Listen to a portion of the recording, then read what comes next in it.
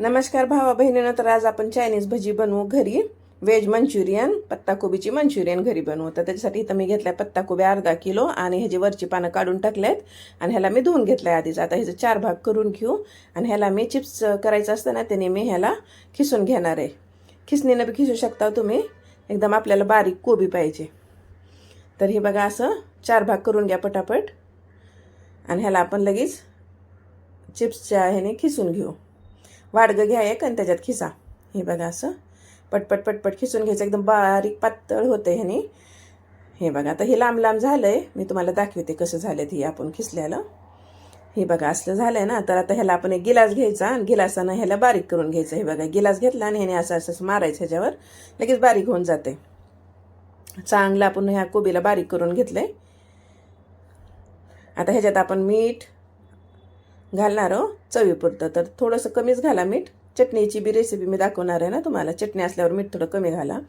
आता ह्याच्यात लाल मिरची तिखट घाला तुम्ही. लाल मिरची पावडर मी इथं छोटा अर्धा चमचा घातला आहे. खायचा कलर घातला आहे, फूड कलर थोडासा. आणि आलं लसूण पेस्ट घातली अर्धा चमचा, छोटा अर्धा चमचा असेल. तर चांगलं हाताने ह्याला मिक्स करून घेऊ. आता फूड कलर थोडा कमी वाटते बरं का. मी थोडासा ह्याच्यात फूड कलर घालते. लाल चटक असतात किंवा हे भजी, तर त्याच्यासाठी आपल्याला त्याच्यात थोडासा कलर घालायचा आहे. बिना कलरचं बी काही फरक पडत नाही, पण दिसायला बी ही चायनीज भजी असतात ना ती लाल भडक असतात बघा. आता ह्याच्यात आपण कॉर्नफ्लॉवर घालून घेऊ 4 चमचे. खायच्या चमच्यानं 4 चमचे कॉर्नफ्लॉवर घालून घेऊ. खायच्या चमच्यानं अर्धा चमचाहून बी कमी मी ह्याच्यात आलं लसूण पेस्ट टाकली होती. आता बघा हे सगळंच घातलं मी. 4 चमचे असतील कॉर्नफ्लॉवर. आता कॉर्नफ्लॉवर घालून आपण ह्याला चांगलं मिक्स करून घेऊ. पत्ताकोबीची मंचुरियन बनवायची असली का ना, पाण्याचा वापर करायचा नाही, कारण हे आपण ह्याच्यात मीठ टाकलं की पत्ताकोबी पाणी सोडते. तर हे बघा मी तुम्हाला दाबून दाखवते किती पाणी सोडले आपल्या पत्ताकोबीनं. मी अजिबात पाण्याचा वापर करणार नाही. आता बघा ह्याच्यात आपण घालू मैदा. तर मैदा मी 200 ग्राम घेतला आहे. मध्यम आकाराची एक वाटी आहे.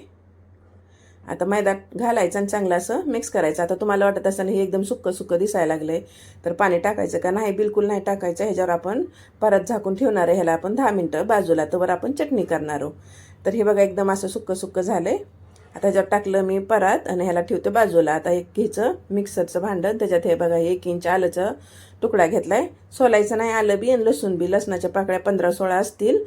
आता इथं हिरव्या मिरच्या थोड्या जास्त घ्यायच्या. अगर पिकलेल्या असल्या की चांगली चटणी बनती, पण आता माझ्यापाशी नव्हत्या तर मी हिरवी मिरची घेतली आणि ह्याचा बघा असं जाडसर वाटलंय. भरडा करून घ्यायचा या आलं लसूण आणि मिरचीचं चांगला. आता आपण ह्याला एकदा बघू.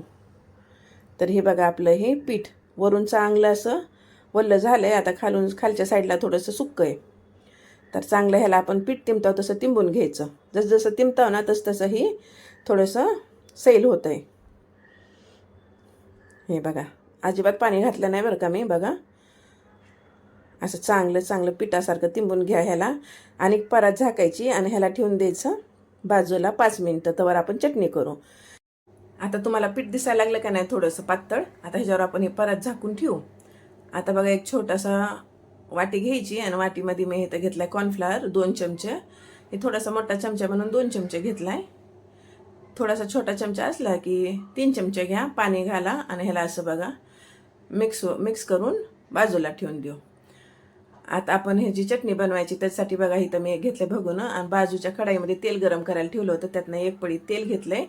तेल टाकलंय भगोन्यात आणि आपण आलं लसूण मिरची वाटली होती का नाही ती ह्याच्यात टाकून द्यायची. चांगलं ह्याला तळू द्यायचं, चांगलं फ्राय करायचं. मग ह्याच्यात थोडासा फूड कलर घालून घ्या, लाल कलरचा. चटणी बी लाल असते त्याच्यासाठी ह्याच्यात आपल्याला कलर घालायचा आहे. चांगलं असं मस्त ह्याचा सुगंध सुटलाय बघा घरात. मस्त असा खमंग असा वास यायला लागलाय. तर आता ह्याच्यात आपण आहे ना मिक्सरच्या भांड्यानं थोडंसं अर्धी वाटी पाणी घालून घेऊ. एकदा असं चांगलं मिक्स करू. आता ह्याच्यात मी 1.5 तांब्या पाणी घालणार आहे. तर मी बाटलीनं टाकायला लागले पाणी आणि आता गिलासानं थोडं टाकते. तुम्हाला कमी करायची असली तर हिरवी मिरचीचा बी कमी वापर करा. लसूण आणि आलं सोलायचं नाही, धुवून घ्यायचा आणि टाकायचा मिक्सरमध्ये. आता बघा ह्याच्यात मीठ टाकते, मीठ चवीपुरतं. आणि इथं मी ना 4-5 थेंब घातल्यात विनेगरचं आता हे बघा हातात माझ्या आहे अजिनोमोटो. ह्यानी चव येते बघा चायनीज सारखी. ती अजिनोमोटो थोडासा घालायचा ह्याच्यात. छोटा अर्धा चमचा अजिनोमोटो टाकले मी, हातानंच टाकले. आणि आपण कॉर्नफ्लॉरला मिक्स पाण्यात घालून ठेवलं होतं का नाही, ते असं आपण पिठलं हटतो का नाही तसं थोडं थोडं टाकायचं आणि चमच्यानं फिरवत राहायचं. असं म्हणा की आपलं पिठलंच आहे हे. चांगलं असं ह्याच्यात हे आपण घातलं.